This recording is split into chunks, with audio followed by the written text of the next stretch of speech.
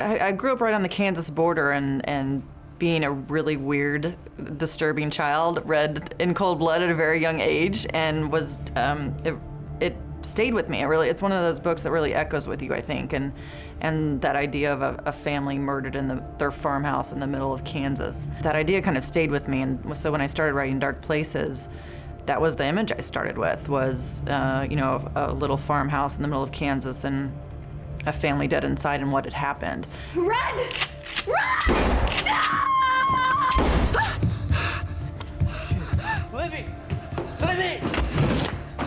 And obviously from there it has nothing to do with In Cold Blood, but I liked that. I liked the echoes of that and that sensation, the loneliness of that place, and so I said it, during the farm crisis of the 1980s is kind of how I switched it, and then so part of it in Kansas City. I wanted that to be Libby's place of residence because I just having come from Kansas City, I love the town so much, and I'm always kind of fighting for it to be represented in other places. And it's nice to be someone who writes about the Midwest and writes about like the right in the middle of the country, because no one else does really. A lot of other writers have claimed other cities, but I liked that idea of being able to give Kansas City a slightly gothic twist. Are you in town? What do you mean, which town? You're in Kansas City. That's where you live, right? It takes me a year to 2 years to kind of figure out what I'm writing about. I never know what the ending to anything is going to be. So while the book Dark Places starts with the family having been murdered and goes through their day about what happened, I would be about 50 pages from the end and go like, I wonder what happened. I guess I better figure this out at some point. I have a real affection for her.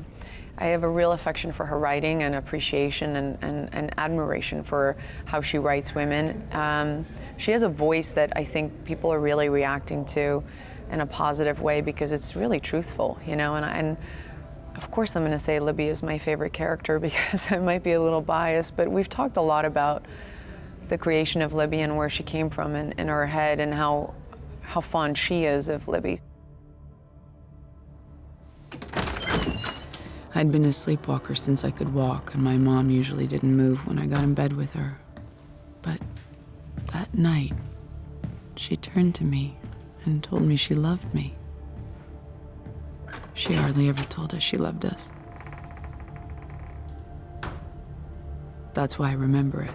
For me, that's the fun of writing, is figuring out who your characters are, letting them take over a little bit, and letting the book take over and write itself somewhat. And then, once I get to the end, I do a lot of rewriting to make sure, all the clues are in place, all the twists make sense, and that sort of thing.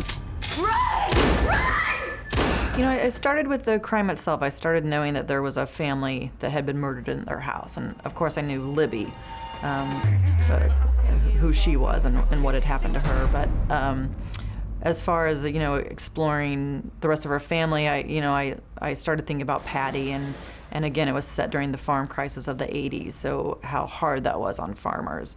And here she was, a mom. She was just underwater, in every way. She had a lot of kids. She was depressed. She was poverty-stricken.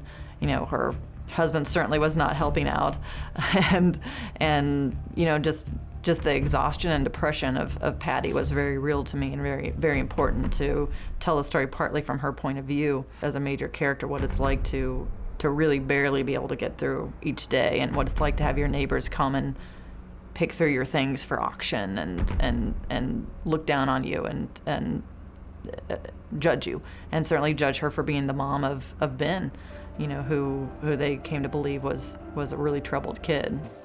I called you down to that precinct due to some serious allegations about your son. How's he regarded in school? Is he a popular kid? He has lots of friends.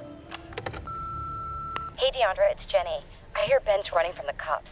You're not with him, are you? Please tell me you're not with him.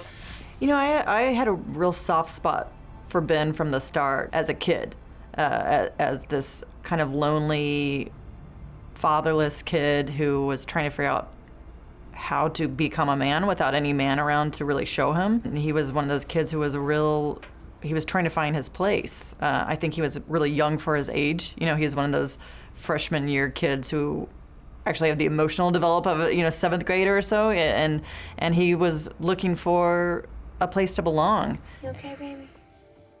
Well, Lyle is one of my very favorite characters from Dark Places. I knew early on that Libby had such a lonely life that I wanted to give her like a sidekick early on, and someone who would kind of teach her how to be friends. The screenplay was fantastic to begin with, but it's always good just to go back to the book and just have a little leaf through and see if you can find anything else for your character, or just interesting little phrases they might use, or anything else.